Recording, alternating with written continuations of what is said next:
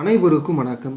இயேசுவை அதிகமாக அன்பு செய்து அவருக்காக இரத்தம் சிந்தி மறைசாட்சியாக மறைத்தவர்தான் இன்றைய புனிதர் பகுதியில் நாம் காணப்போகும் மறைசாட்சி புனித எட்மண்ட்.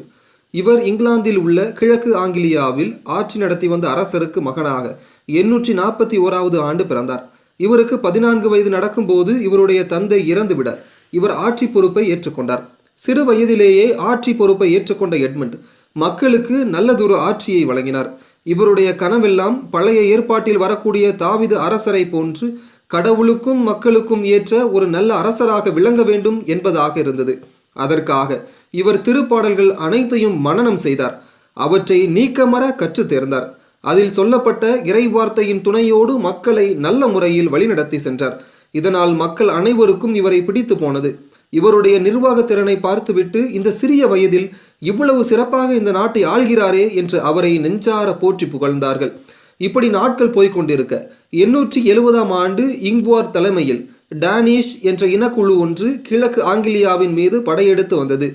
நாட்டை சூறையாடியது. அது மட்டுமல்லாமல் அந்த இனக்குழு அரசர் எட்மண்டை கைது செய்து அவரை பலவாறாக சித்திரவதை செய்தது. ஒரு நாள் இங்வார் அரசர் எட்மண்டிடம் வந்து, நீ உன் கடவுளாகிய இயேசுவை மறுதளித்துவிட்டு என்னுடைய படையில் வந்து படை தளபதியாக பணியாற்று, இல்லை என்றால் உன்னை கொன்று போட்டு விடுவேன் என்று மிரட்டினான்.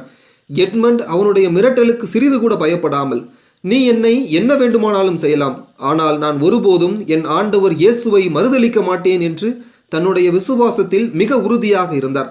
இதை பார்த்து கதிகலங்கி போனிய இங்வார் எட்மண்ட் அரசரை ஒரு மரத்தில் கட்டி வைத்து அடி அடி என அடித்தான். பின்னர் அவருடைய உடலில் அம்புகளால் எய்து அவரை கொன்று போட்டான். இவ்வாறு அரசர் எட்மண்ட் 870ஆம் ஆண்டு ஆண்டவர் இயேசுவுக்காக இரத்தம் சிந்தி தன்னுடைய இன்னுயிரை துறந்தார். இன்றைக்கு இங்கிலாந்து நாட்டில் எட்மண்ட் மிகவும் முக்கியமான ஒரு புனிதராக கருதப்படுகின்றார். இவருடைய பெயரில் பல ஆலயங்களும் கட்டப்பட்டிருக்கின்றன.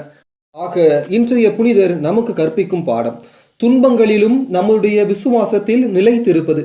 இதை பின்பற்றி புனித வழி பயணிப்போம், இறை ஆசீர் பெறுவோம். புனித எட்மண்ட் எங்களுக்காக இறைவனிடம் மன்றாடும்.